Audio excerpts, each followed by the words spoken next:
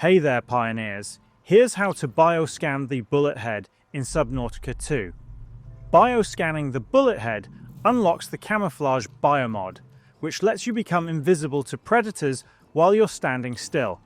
Before you begin, you'll need the bioscanner, and you'll also need to reach the research outpost, located about 1,300 meters east of your life pod near the alien ruins. From the research outpost entrance, face 105 degrees on your compass and swim straight until you reach the alien power plant.